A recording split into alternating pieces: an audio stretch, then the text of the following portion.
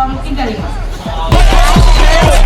Perkenalkan, nama saya Reflan dengan NPM 23170026. Konflik itu normal kok, tapi yang paling penting kita tahu cara menghadapinya. Mari kita tonton video berikut ini. Di manajemen konflik sektor publik, terutama dalam organisasi pemerintahan, beda pendapat itu sering banget terjadi. Kayak yang satu idealis banget, dan yang satu lagi pengen praktis. Masalahnya bukan beda idenya, tapi cara penyampaiannya itu yang bikin runyam. 3 strategi biar konflik nggak makin panas. 1. Dengerin sampai tuntas, biar kita paham kenapa dia bisa berpikir seperti itu.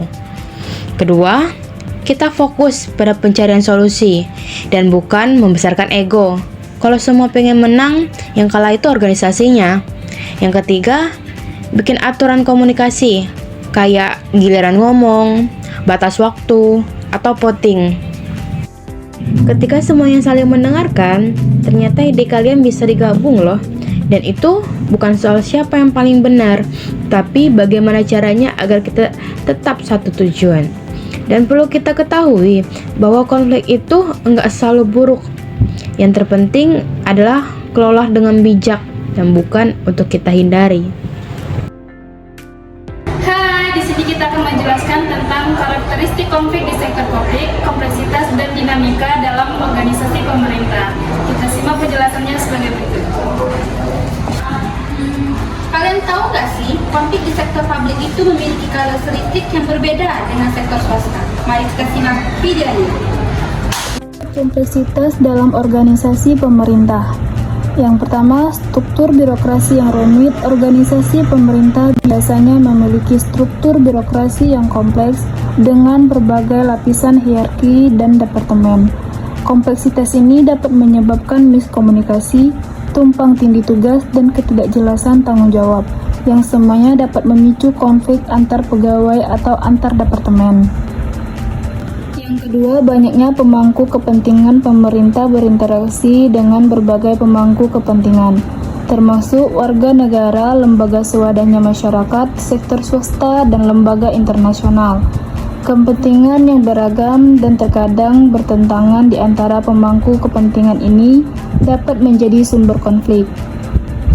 Ketiga, proses pengambilan keputusan yang lambat. Keputusan di sektor publik seringkali melibatkan prosedur yang panjang dan melibatkan banyak pihak. Proses yang lambat ini dapat menimbulkan frustasi dan ketidakpuasan yang berpotensi menyebabkan konflik internal maupun eksternal. Dan yang keempat, regulasi dan kebijakan yang berubah-ubah. Perubahan regulasi dan kebijakan yang sering terjadi sebagai respon terhadap dinamika politik dan sosial dapat menciptakan ketidakpastian dan ketegangan di dalam organisasi, yang pada gilirannya dapat memicu konflik. Selanjutnya, dinamika dalam organisasi pemerintah. Simak video berikutnya. Selanjutnya yang kedua, dinamika dalam organisasi pemerintah. Perubahan politik organisasi pemerintah sangat dipengaruhi oleh perubahan politik baik dari segi kepemimpinan maupun kebijakan. Pergantian pemerintah atau perubahan aliansi politik dapat mengubah prioritas dan arah kebijakan yang dapat menyebabkan konflik internal dan eksternal. Tekanan publik dan media pemerintah berada di bawah pengawasan publik dan media yang intens.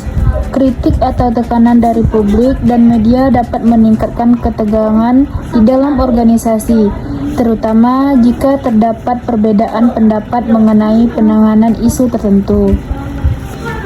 Perkembangan teknologi, adopsi teknologi baru dalam proses pemerintah dapat menimbulkan resistensi dari pegawai yang merasa terancam atau tidak siap dengan perubahan tersebut. Dinamika ini dapat menyebabkan konflik terkait dengan adopsi dan pelatihan. Yang terakhir ada strategi pengelola konflik di sektor publik. Selanjutnya mengenai strategi untuk menangani konflik yang muncul akibat kompleksitas dan dinamika organisasi pemerintah, beberapa strategi yang dapat diterapkan. Pertama, peningkatan komunikasi, membangun saluran komunikasi yang efektif untuk mengurangi miskomunikasi dan meningkatkan pemahaman antar pihak. Kedua, pelatihan manajemen konflik, memberikan pelatihan kepada pegawai mengenai teknik penyelesaian konflik dan negosiasi. ketiga, transparansi dalam pengambilan keputusan, memastikan proses pengambilan keputusan yang transparan untuk mengurangi kecurigaan dan meningkatkan kepercayaan.